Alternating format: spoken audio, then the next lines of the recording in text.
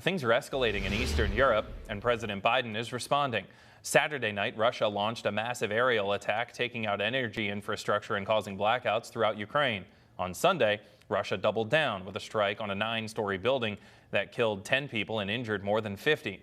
All of that, plus North Korean troops are positioned along the Ukrainian border.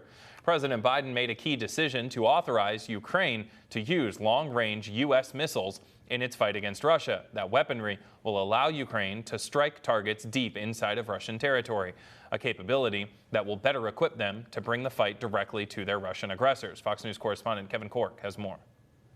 The decision allowing Ukraine to use the Army tactical missile system for attacks further into Russia comes as thousands of North Korean troops have been sent to a region along Ukraine's northern border to help Russia retake ground there. It also happens amid growing concerns from Kyiv that once in office, President-elect Trump will move to reduce or possibly even end continued financial and military support by the U.S.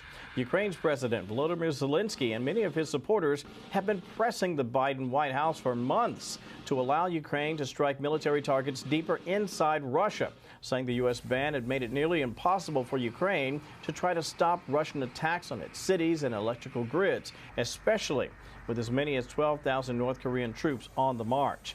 Meantime, President-elect Trump has repeatedly slammed the Biden administration for giving Kyiv tens of billions of dollars in aid.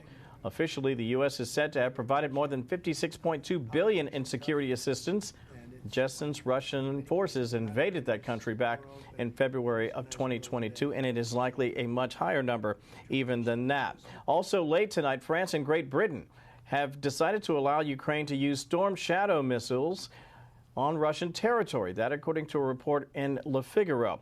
Now, it should be pointed out that some Ukraine supporters have argued that U.S. constraints have really cost them a shot at winning this war. But that's a debate that continues to be a major source of disagreement among Ukraine's NATO allies, many of whom don't have nearly as much financial skin in the game as does the U.S.